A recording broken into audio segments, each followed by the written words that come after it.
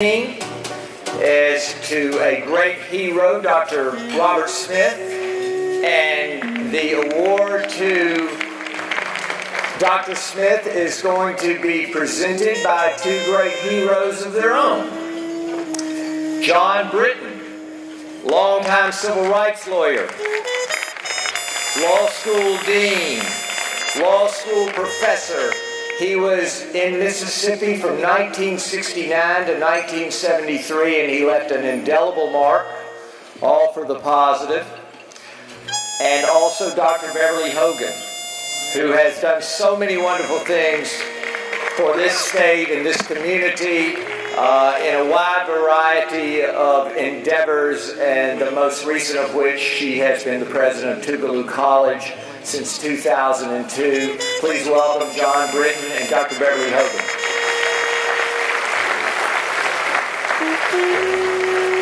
Good evening. It is a privilege to introduce Dr. Robert Smith, a great physician, friend, and man of intellect, compassion, and courage. Robert Smith has dedicated his professional life to providing medical care to poor, uninsured, and undeserved and unrepresented patients, and to fighting racism in the medical profession that for decades denied access to opportunity for African American physicians. Born in Terry, Mississippi, Dr. Smith's activism began around 1963 when he helped create and lead the Medical Committee for Human Rights, which became the medical arm of the Civil Rights Movement. MCHR was formed to attack the American Medical Association's toxic policy of refusing to integrate its southern state chapters, a policy that resulted in the denial of hospital privileges for many African American doctors throughout the Deep South. Later that year, a small group of physicians, including Dr. Smith, demonstrated at the American Medical Association's National Convention to overturn the association's discriminatory policies. This may have been the first public protest by doctors. The AMA's refusal to admit African Americans to full membership did not end until 1968, an act of discrimination for which the AMA apologized 40 years later.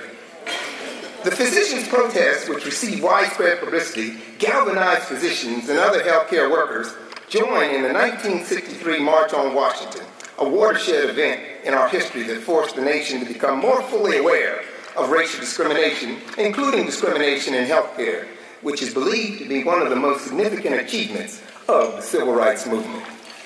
A year later came Freedom Summer, where a small group of doctors were organized to provide medical care to the activists. Dr. Smith was a key leader and a participant in this effort, and after which he was admiringly referred to as the doctor to the Civil Rights Movement. Following Freedom Summer, MCHR became a permanent organization based in Jackson. One of its central goals was to provide health care to poor and unserved African Americans. Toward that end, MCHR raised funds to open a health care clinic in the Mississippi Delta, the first such clinic in the state.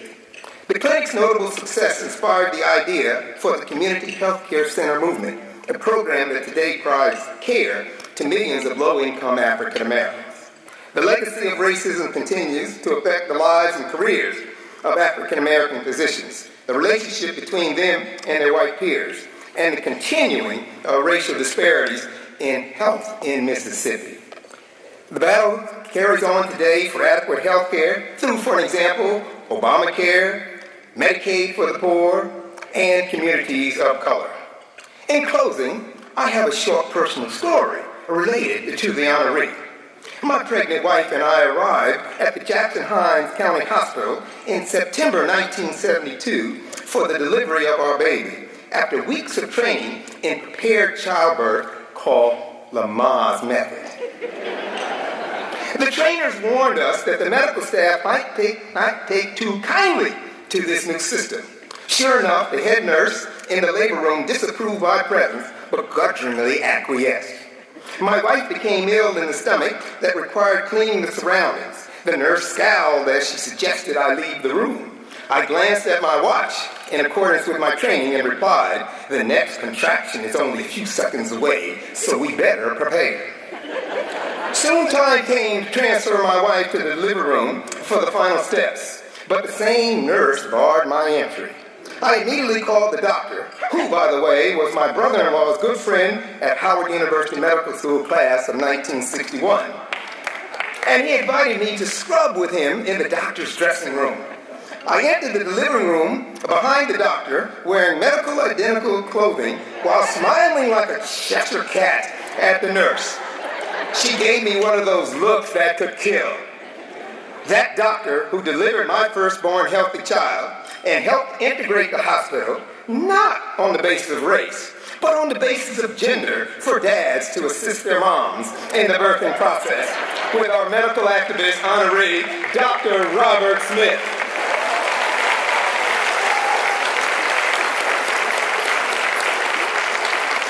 So we are so fortunate and proud that Dr. Smith remains at the forefront of the lines for struggle. Ladies and gentlemen, I'm going to soon welcome Dr. Smith to the 2016 Champion Award, but before, I will allow the distinguished president to continue with his introduction. Thank you so much. Well, good evening, ladies and gentlemen. I consider it a special privilege to be here this evening to share in the recognition of individuals who have given so much to the cause of social justice, and to introduce Tougaloo College distinguished alumnus and my longtime friend, Dr. Robert Smith.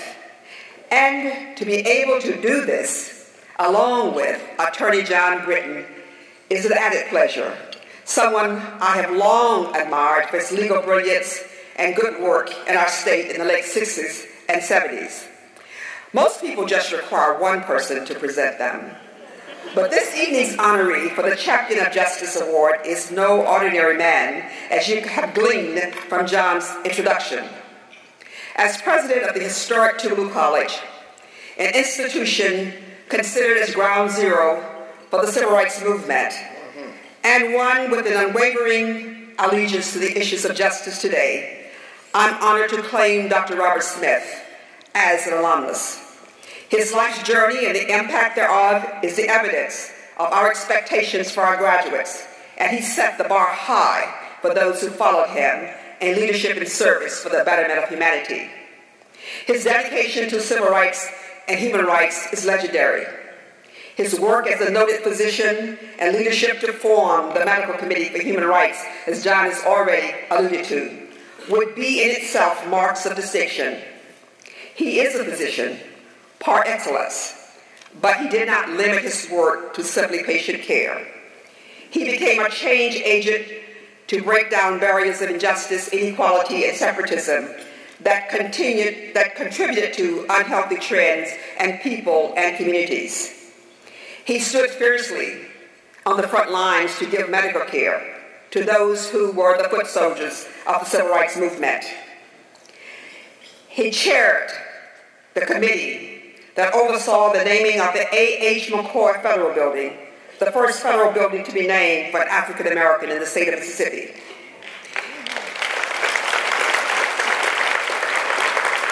He has been at the center of important research studies, such as the National Arteriosclerotic Risk and Community for Heart Disease and Strokes, better known as ARIC, the forerunner of the Jackson Heart Study. His teachings have touched students at Meharry Medical School, Tufts University, and Brown University.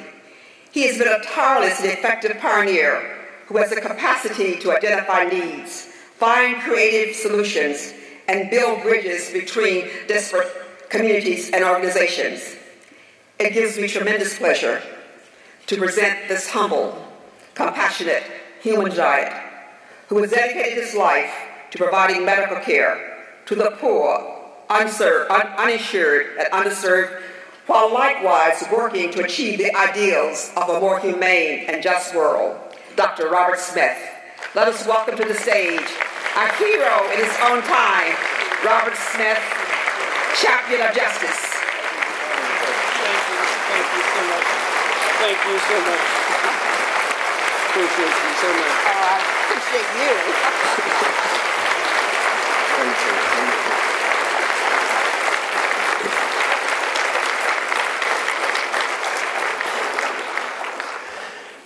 To Ron Duff, and to all of you, I promise you, as King George said to his 8th wife, I won't keep you long.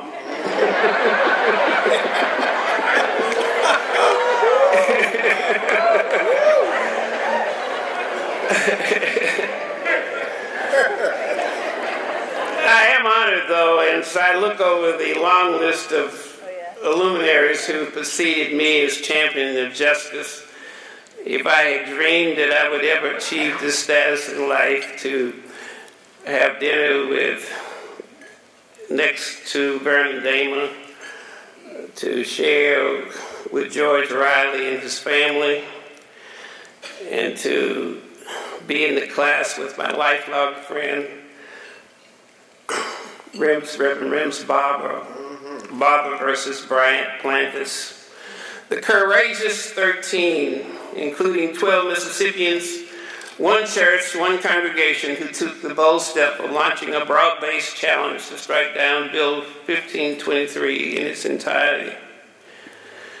Rim's wife, Judy, who serves on our board at Central Mississippi.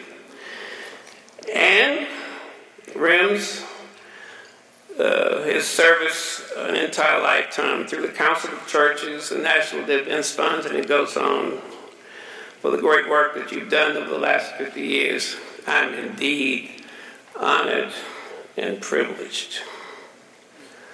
Thanks to my president, Dr. Hogan. Tougaloo College, as you know, a liberal college founded for freed slaves like me, became the big institution, the Ivy League of the South of education and academic freedom and justice during the era of Mississippi's closed society, and Beverly continues that tradition, and I thank you.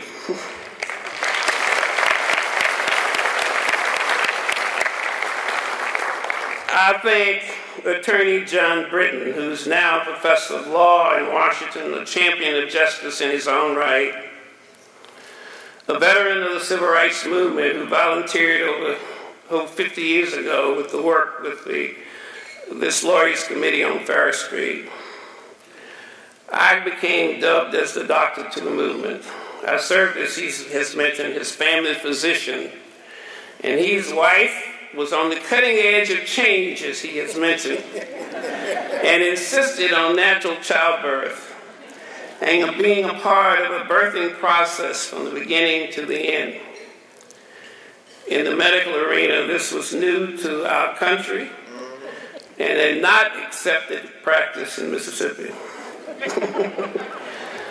There are some OBGYN doctors out there like Dr. Owens, who is acting chairman at the university, who would consider this as a difficult delivery. With John being present, I had to apply for it. It was a breech delivery. I had to turn the baby, apply forceps, and rotate the child to have a successful outcome.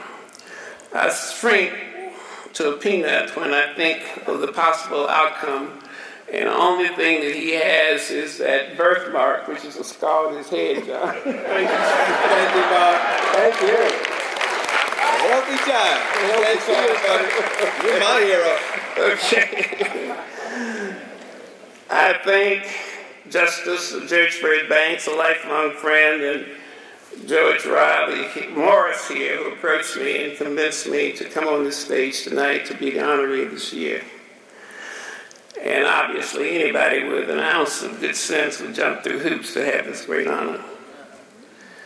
I thank Martha Birkmark, as well as her parents, great educators and civil libertarians that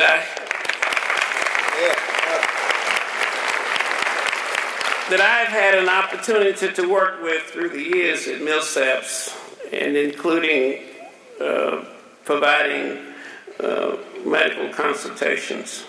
I later met Martha and her husband as young lawyers in the civil liberties area, as they found a number of patients with disabilities that we worked with to obtain disability for disadvantaged Americans from the Hattiesburg area. Thank you, Martha. Thank you again for founding the Mississippi Center of Justice, the centerpiece for civil, social, and economic justice, and for the realization and bringing and continuing to keep on the forefront of us as Mississippians. If we are ever to leave the position of 49th or 50th in this country, your work for civil and economic justice must continue. Yes, yes.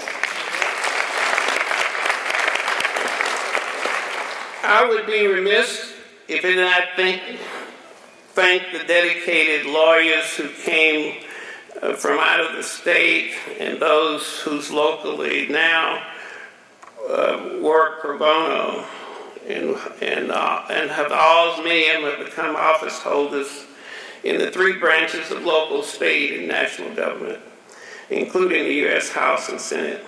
And we are certainly beneficiaries of the progress that has been made in public policy and civil, social, and economic justice and the rights of all Americans to good health care. I told you I wasn't going to keep you long, but nothing happens alone. I stand on the shoulders of the National Medical Association, the NAACP, COFO, the civil rights veterans, especially local physicians such as the late Dr.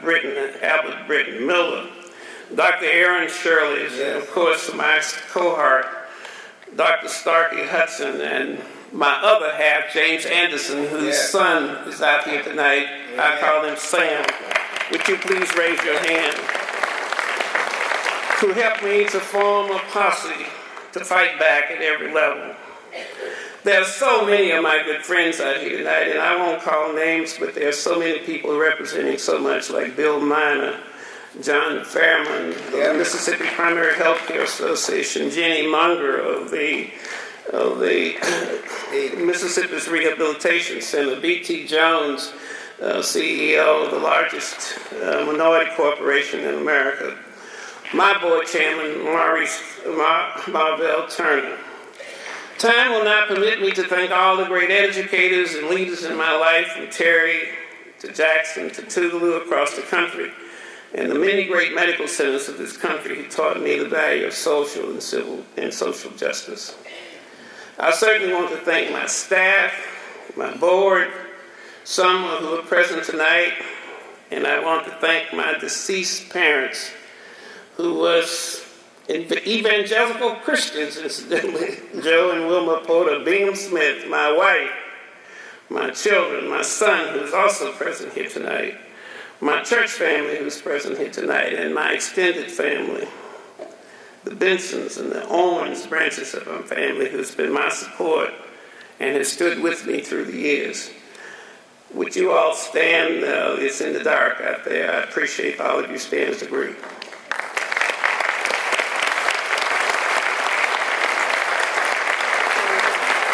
What you see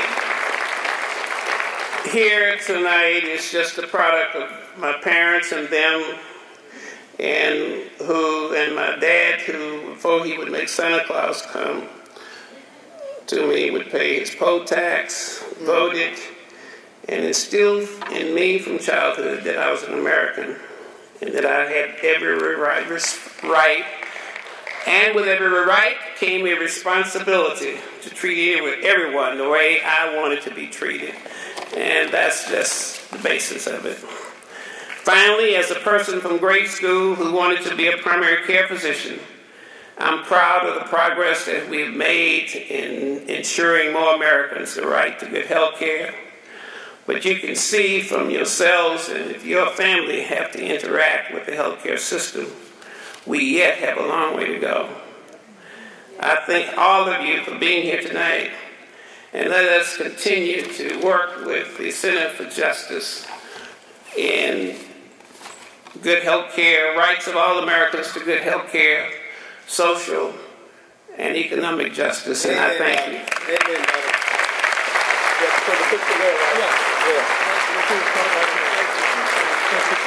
We'll take a short picture here.